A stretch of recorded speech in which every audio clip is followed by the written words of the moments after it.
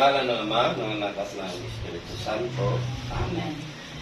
O dakilang Diyos na makapangyarihan sa lahat, ang Diyos noon, ngayon at magpakailanman, ang Diyos ng langit at lupa, ang Diyos ni Abraham, Isaac at Jacob, ang Diyos na walang kapantay at walang katulad, ang Diyos na karapat-dapat namin sambahin sa Espiritu at katotohanan. Maraming salamat po, O Diyos, sa araw na ito, sa buhay at kalakasan na muli mong pinagkaloob sa amin. Salamat sa araw na ito, O Diyos, at kami ay muling nagkakatipon upang patuloy na magninilay ng iyong mga salita at upang patuloy na magampanan ng bawat isa sa amin bilang mga lingkod mo sa kapanahunan, na magampanan ng mga tungkulin na pinagkatiwala po sa amin, lalo na sa bawat lugar o bawat prayer groups na aming pinangisawaan o chapter.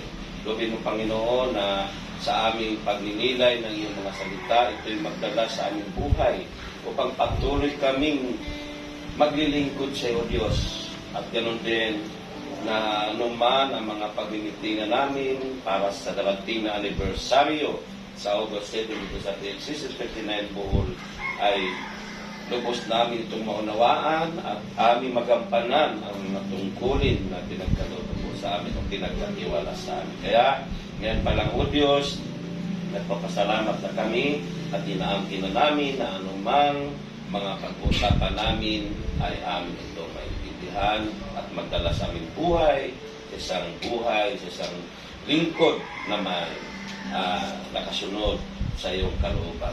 Maraming salamat sa pangalan ni Jesus. Inaangkin na namin ang pagpapalang siksik-lig di gumaapaw sa pangalan ng Ama, ng Anak at ng Espiritu Santo. Amen. Palakpakan natin ang Panginoon. So, ang pagbasa, mga kapatid ko sa Panginoon, ay ating hanguin sa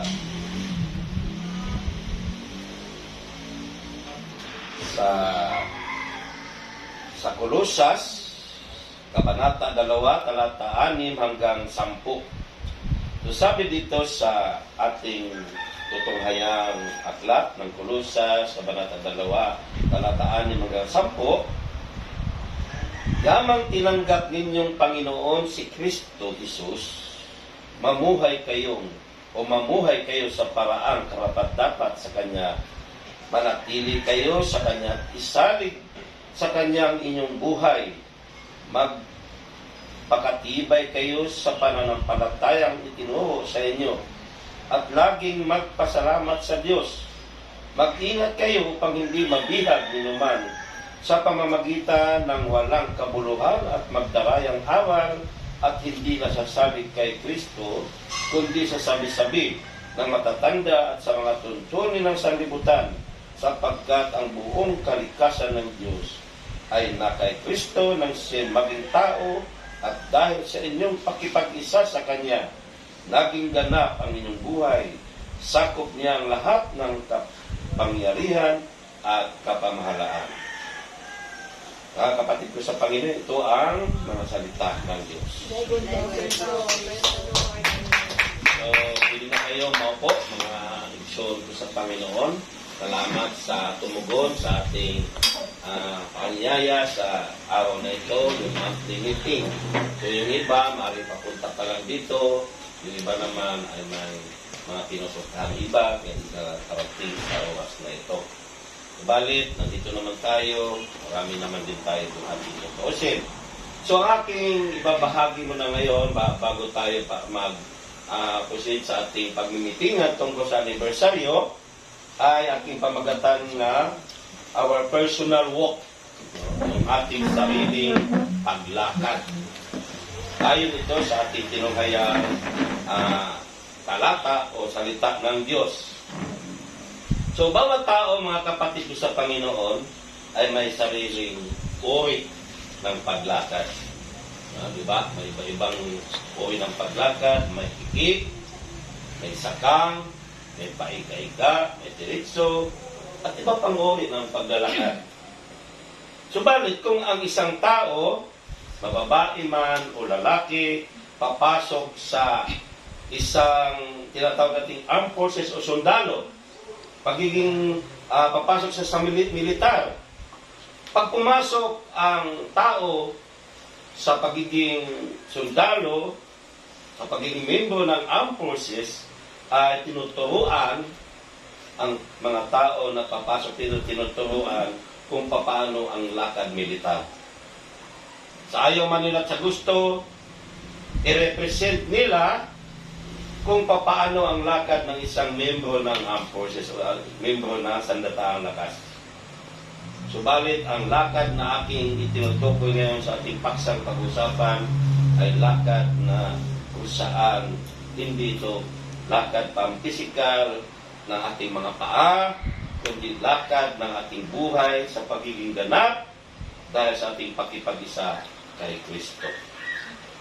Lakad ng ating buhay bilang tagasunod at mga manggagawa ng Panginoong Hesus. Amen?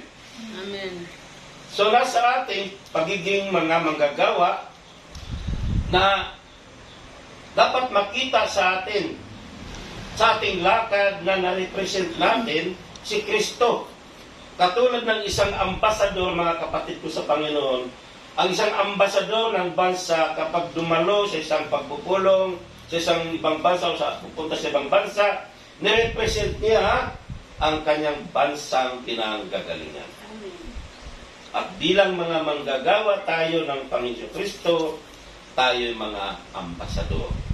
Naniwala ba kayo mga ambasador ni Kristo? Si Kristo ang ating i-represent na sa uri ng ating lakad o lakad ng ating buhay. So we are called and appointed to represent Jesus Christ to the community. No? Tinawag tayo at pinili upang ipakilala si Jesus sa ating komunidad. Amen? Kaya sa buhay natin ito, mga kapatid ko sa Panginoon, dapat makita sa atin kung ano ang lakad ng Panginoon sa Kristo. Paano tayo lumakad na katulad ng ating Panginoon Hesus? Ang una, para maging katulad tayo ng Panginoon, we surrender our will to God. Kailangan isuko natin ang ating kalooban sa Diyos. Ano ba ang ating mga kalooban? Yan, isuko natin, isurrender natin ang lahat. Bakit ko nasabi? Katulad ng ating Panginoon sa Kristo. Kung gusto natin tularan ang Panginoon Kristo, tularan natin ang kanyang ginawa. Sinurrender niya ang kanyang kalooban sa kanyang Ama. Ang kalooban ng kanyang Ama, ang kanyang sinusunod. Amen? Dahil sabi sa Ebanghelyo ni San Juan, Kabanata 6, talata 38, sapagkat ako'y bumaba mula sa langit, hindi upang gawin ang kalooban ko, kundi ang kalooban na nagsubok sa akin. Ibig sabihin, tayo ay lumakad sa buhay na ito na ayon sa kalooban ng Diyos. Amen? Amen. Bakit ba nagkasala ang unang tao? Nagkasala sila dahil kalooban nila ang kanilang sinusunod. May sarili silang lakad. Amen? So katulad din tayo sa kanila ng ating kalooban, ng ating sinusunod. Karamihan ngayon. Tingnan mo, saan ba sila? Saan ang iba? Kalooban nila ang sinusunod, kaya wala sila dito. Kasi kung talagang sinurrender natin ang ating kalooban, anumang mga sitwasyon, anumang mga bagay na yan, sa oras o araw na ating pag-meeting, ibinibigay natin ang ating mga sarili. Amen? Ang karamihan kasi ang nasa isip natin, isang trabaho lang ang ating paglilingkod. Isang obligasyon. Hindi po. Tanggapin natin ang isang tungkulin hindi dahil sa tinatawag na obligasyon, kundi ito'y tinanggap natin ang obligasyon, ang itinalaga sa atin ng Diyos, hindi bilang obligasyon, kundi tinugon natin ang kanyang kagustuhan para sa atin dahil mahal natin siya. Hindi dahil obligasyon o pribilehiyo, tanggapin natin ito dahil ito'y ibinigay sa atin ng Panginoong Hesus bilang tungkulin ng kanyang mga alagad. Amen? May tungkulan tayo na siya ay ating paglilingkuran. Amen po ba? Amen. So ang pagboluntaryo natin, dapat kasama dyan isurrender natin ang sarili sa Diyos sa kabila ng ating nararanasang hirap. Ano ba sinasabi ko sa mga bagong preacher tulad nila JD? Pinapayungan ko sila. Si Prisco, sabi ko, ang buhay natin, iba na. Ibang-iba na kaysa iba. Kasi oras na nandito na tayo, nagpapasakot tayo, pumasok tayo sa ministry ni El Shaddai, iba na ang takbo ng buhay natin. Kalimutan mo na yung kasiyahan sa labas. Kaya sabi ko sa kanila, kung sino mang magyaya sa inyo basta-basta dito, okay, basta sasama. Kasi tulad ng sila Prisco, pag may nagyaya, halika, ligo tayo dagat, aalis. Sabi ko, nandito sila, mami, walang tao dito. Si Sir, walang tutulong bang na may kailangan ipagbili o ipagbibili. So, nandito tayo. Hindi na ang kaluban natin ang masusunod. Yung gusto natin na kailangan, o gusto kong maligo saan, pupunta ako, masusunod. Hindi yun.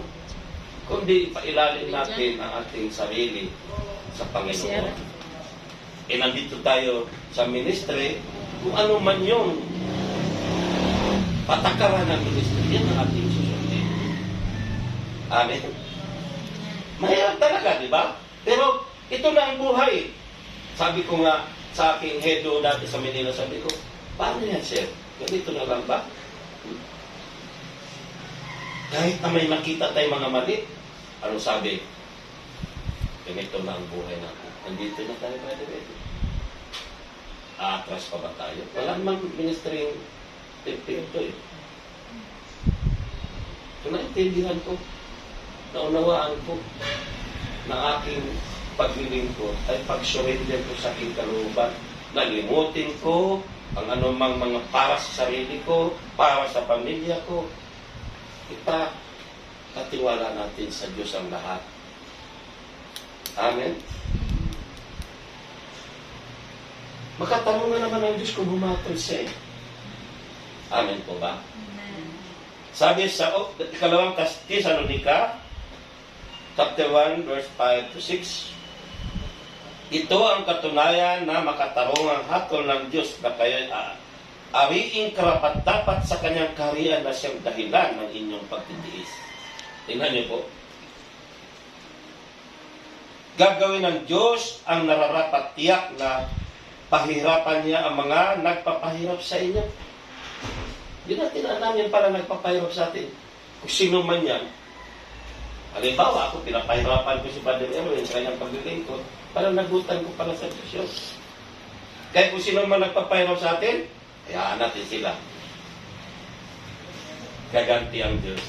Ang Diyos ang gaganti sa atin. Amen. Kaya nga dapat makita sa ating buhay ang lakad ng ating Panginoon Hesus ayon sa unang Juan 2:5, ngunit ang tumutupad sa salita ng Diyos ay umiibig sa Kanya ng wagas. Ganito natin nalalaman tayo'y nasa Kanya. Nalalaman natin nasa Kanya tayo sa piling tayo ng Panginoong Kristo. Dahil sabi nga ni Pablo sa mga taga-Korinto, tularan ninyo ako tulad ng pagtulad ko sa Panginoong Kristo. Yan ang ginawa ni Pablo sa kanyang panahon, kanyang buhay paglilingkod. So, upang makatulad tayo ng Panginoon, yung lakad ng buhay natin ay katulad ni Kristo, unang-una, surrender natin ang ating buong pagkatao, ang ating kalooban. Kasi pag hindi natin sinurrender yan, hindi tayo makapaglingkod ng gusto. Hindi tayo epektibo sa ating paglilingkod. Marami tayong magiging dahilan kung bakit hindi tayo nakakarating sa prayer meeting, kung bakit hindi tayo atin sa gawa, o ano pa man mga activities natin. Marami tayong magiging dahilan kasi ang unang nasa puso natin yung damdamin. Tingnan niyo po, naalala niyo si Martha at Itong gospel natin. Hindi ko ito. Reklamo si Martha kasi ang kanyang paglilingkod ay paglilingkod sa nakabase sa kanyang damdamin. Kaya nakita niya yung kahirapan, nakita din niya yung kapintasan ng kapwa, nakita niya na tama daw ang kanyang kapatid, di man lang siya tinutulungan. Ganyan kasi ang tao na pag pinairan na yung emosyon. Kaya dapat sa ating paglilingkod, huwag basihan ng emosyon. Ibigay mo na yan sa Panginoon, yung sarili nating kalooban. Surrender our will to God. Yan ang number 1. Amen? At ang pangalawa, we took ourselves in a form of slave. Dalawa na naman itong pinakapuntos ko. We took ourselves in a form of slave. So, ituring natin ang ating mga sarili sa isang alipin. Dahil ito ay ang dapat ating tularan, ating Panginoon, na naging alipin.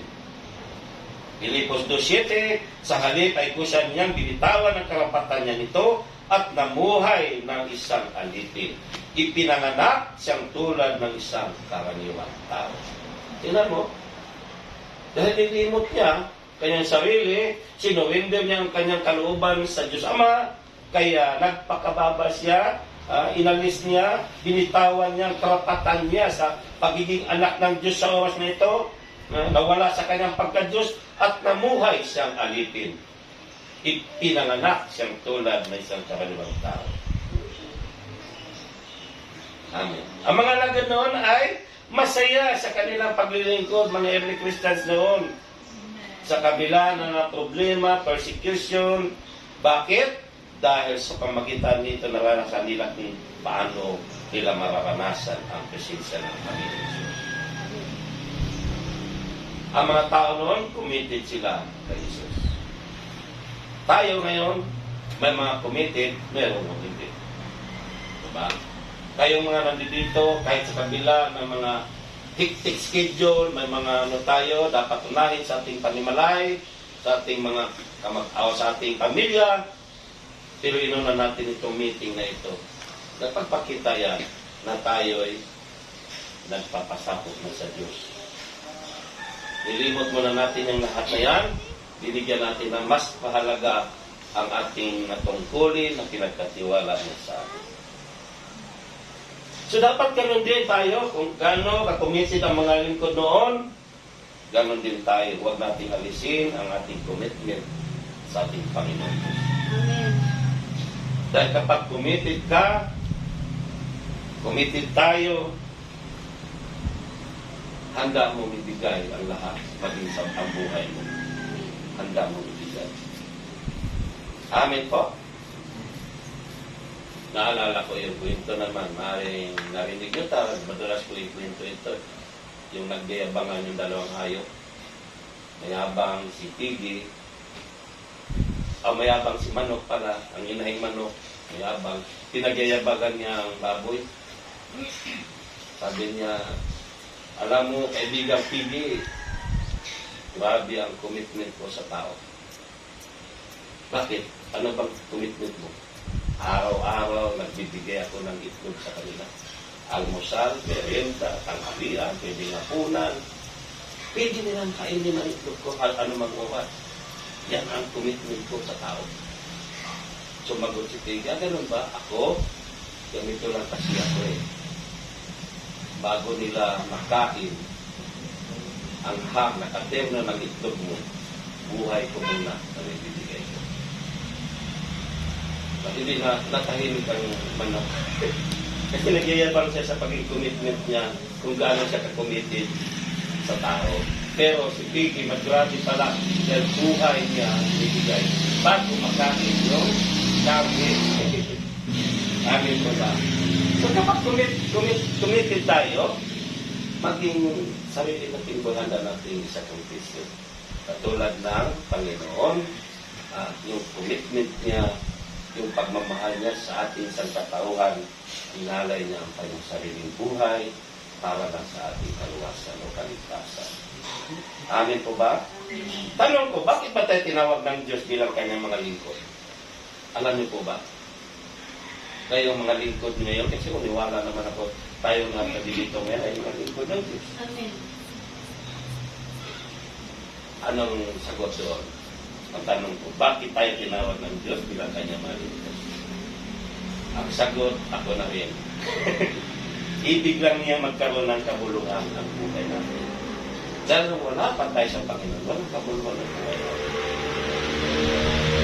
Ang isang napakalaking biyaya mula sa Diyos na ikaw ay tawagin at piliin ng Panginoon mula sa karamihan upang ikaw ay maging kaparte ng kanyang nasimulang ministry dito sa lupa at ipagpatuloy mo ang misyon ng Panginoon dito sa lupa. Amen po? Ito ating dapat maintindihan kung bakit tayo nandito sa gawain. Bakit tayo tumugon o bakit tayo tinawag ng Diyos? Upang magkaroon ng kabuluhang buhay dahil ang makabuluhang buhay ay ang buhay na kung saan naglilingkod tayo sa Panginoon Kristo. Amen po? Ibig lang din niya makabalik tayo sa piling niya. Makabalik sa pagiging banal at makalakad tayo sa kanyang katwiran at kabanalan. Amen? At makakalakad tayo katulad niya. Amen po? So sa dalawang puntos na ito ang iiwan ko sa inyo. Dalawa lang. Itong dalawang ito lang. Upang maging katulad tayo ng Panginoon. Sa kanyang lakad, maging katulad ang buhay natin sa Panginoon. We surrender our will to God. Amen? Pangalawa, we took ourselves in a form of slave. Dahil yan po ang ibig ng Diyos na meron tayong kababaan ng loob katulad din niya. So ating pagiging lingkod sa kapanahunan ay isang biyaya ng Diyos. Amen po ba? May binigay niya sa atin, isang biyaya na nagbibigay sa atin ng isang makabuluhang buhay. Diba ngayon, maging kapante ka sa ministry ng Panginoon. Naglilingkod tayo, ginagamit tayo niya para may pagkatuloy na makaakay tayo ng mga iba pang mga tao tungo sa kanyang pagkakali. Dancer, choir, ganun din yun eh.